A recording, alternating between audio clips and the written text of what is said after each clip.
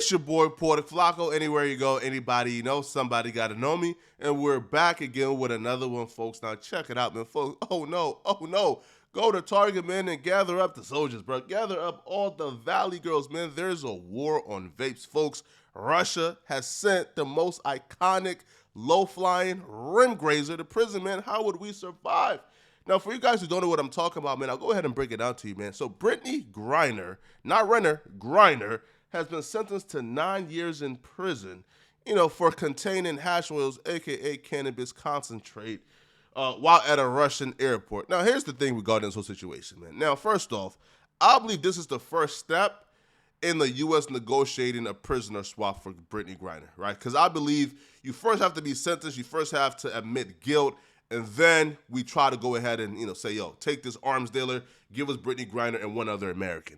I believe that's how it's going to go. So this is the first step. However, we just have to take this into a vacuum and give our commentary on just her being sentenced to 9 years in a vacuum. To me, a conversation of, is this morally right? Is this just? Is this okay? Come into play. My particular reaction to this is, I'm not Russian.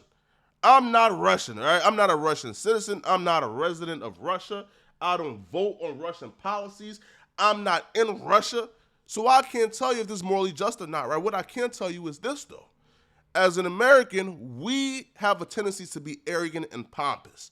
We have this thing in our head where our law is the right thing no matter where we go. We have this thing in our head where, our laws, our rules and regulation should be a worldwide thing, meaning what's right here or what's wrong here should be right and wrong in Africa. Let me give you guys an example. I'm from Liberia, and in Liberia, if somebody is caught burglarizing a house, all that has to be done is, as soon as that person leaves that house, all that needs to be done is somebody would just go out their window, go out their window and yell, thief, thief, rogue, rogue, and you gonna have every adult male from every household in that community, they're gonna come outside, capture that guy, put like a tire over him, right? And then burn the tire and burn him alive for trying to burglarize a house. Or if somebody gets caught stealing, the same thing. Thief, thief, rogue, rogue. Every adult male come outside, grabs him and cut his hands off for trying to steal. And that's legal and okay where I am from. You do that in America, you're probably gonna go to jail for a couple of decades. However, how can the U.S. tell us what's right in our nation? So if Russia feels as if hash oil or cannabis concentrate, as if that is illegal, and if Brittney Griner, right, broke their rules, then listen, who are us to tell them that they're wrong? Who are us to tell them that they are unfairly sentencing her? Who are us to tell them that these rules and regulations are wrong and too harsh?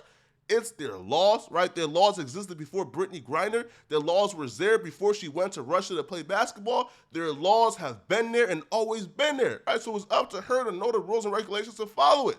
If she broke the law, listen, it ain't my responsibility. It ain't, my job to feel empathy and sorrow if she broke the laws, because we wouldn't feel empathy and sorrow if somebody comes here and let's say does that, right? If somebody comes here and burns somebody alive and gets sentenced to life in prison. Imagine Liberia saying, yo, we're about to protest and march the streets and sing all of our Negro spirituals because sentencing somebody to life in prison for burning a burglar alive is wrong. We will look at them as if they're crazy. So I don't blame Russia for looking at us as if we're crazy for trying to free Brittney Griner for free. This romanticism that we have when it comes to celebrities, to me, is whack. Mark Fogel is still detained in Russia. Trevor Reed, the U.S. Marine who was in Russia for 3 years before we worked on a prisoner swap for him.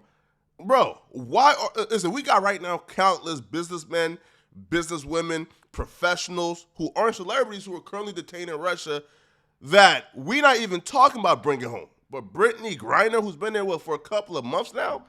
Now she gets priority to come home. Why? Because she can dunk a basketball and block shots at an elite level? Cut it, man. Listen, I don't think that Brittney Griner should be a priority for America. I feel like the people who's been there now for years and months, they should be seen as a priority over Brittney Griner.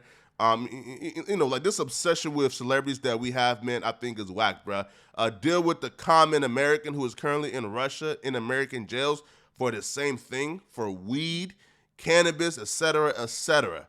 Get them out first, and then think about getting Brittney Griner. It should be who been there the longest, not who's the most high profile.